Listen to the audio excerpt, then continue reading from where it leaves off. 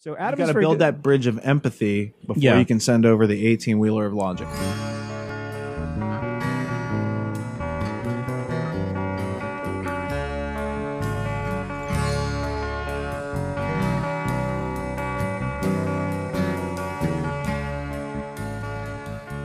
Brett, can you guys talk about what, as peace revolutionaries, are supposed to do about the growing police state?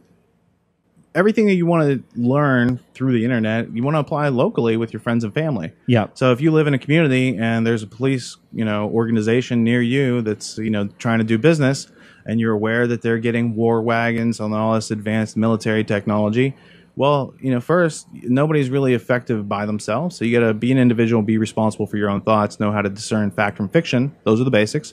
Now find other people like that in your area and get together and say, hey, why are we militarizing our police? What is the big threat around here? What are we scared of? And remember that the people that work in those uniforms go home at night. They got wife and kids. They might go to school with your kids. So it's about, in my opinion, re-meeting your neighbors and becoming communities again, and not having groupthink or getting collectivized, but as autonomous individuals saying, hey, what is best for our community to keep us safe? Where are these tax dollars coming from? Where are they going?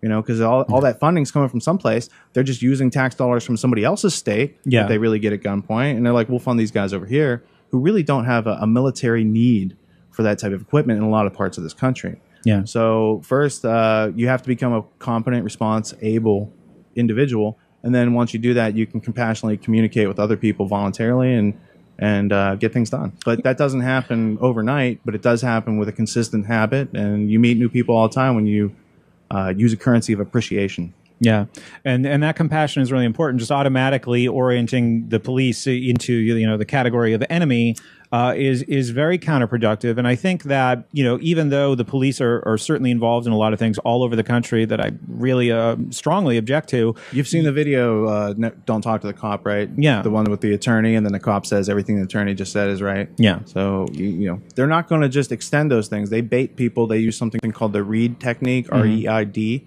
Yeah, I advise people to read up on it, because if a policeman stops you and they start to interrogate you or any of this sort of stuff, you are at an advantage, not a disadvantage, to know what they're going to do. Here's their process. Here's what they're trying to do.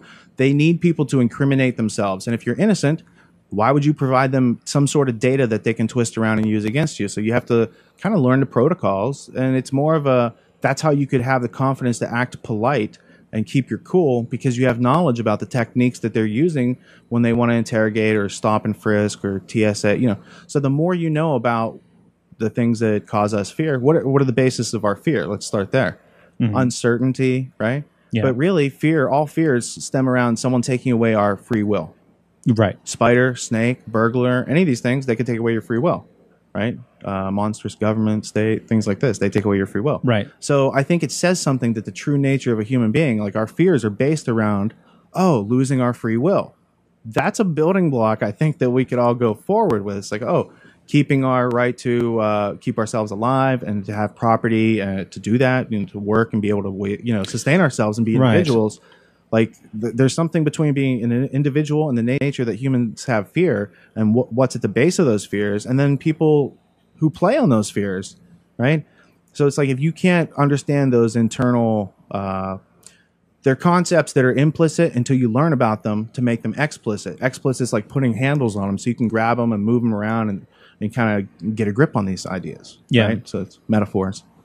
Remember, too, that as far as compassion is concerned, you have a much better chance of making a meaningful connection with an actual police officer than the people who are actually, moving the police state forward. I mean, most of these people, as most people are in their jobs in education and psychiatry, they are obedient and they're doing what somebody else is telling them to do. And they have absolutely no questions about that, because no one has ever introduced them to anything that contradicts their job. that. It's okay, because it's their job. Someone who is an authority told them to do that. What I would say is, you never want to feed into anything that would allow them to maintain and increase their budgets. Yeah, like they are prepared for, and they kind of grow off of violence. There's some group of people on this planet who seem to get off on violence. Yeah, it's been going on a long time. Yeah. And as long as we are brought into this world and are given some information about that to keep ourselves safe and learn how to tell fact from fiction, then I think everyone could get along just fine.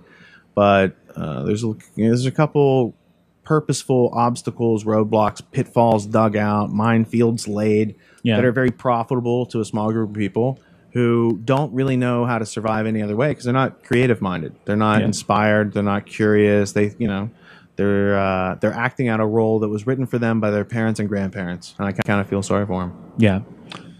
Just one more comment on the police while it's on my mind. It seems like a couple of decades ago, there was this trend in the media that we are, trying to take people's faith in the police away. And the idea was that, what will replace the police?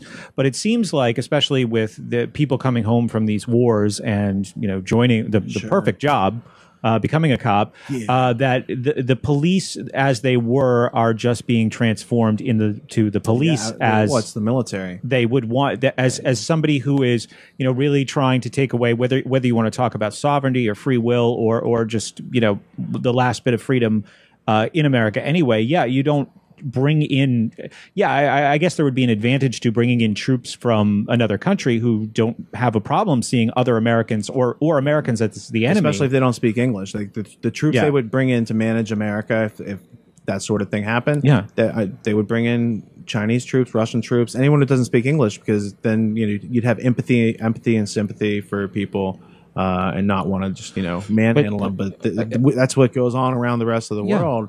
And it doesn't have to be that way. But obedience, the obedience creates that language barrier as far as empathy is concerned. I don't have. It's hard for me to really have an empathic experience with somebody who's telling me about their problems in German.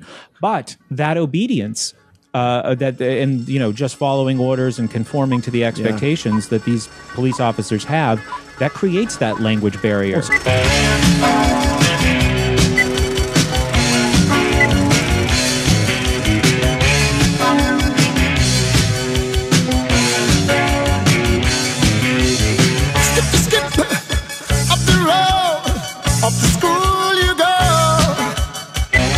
Bad boy, Johnny.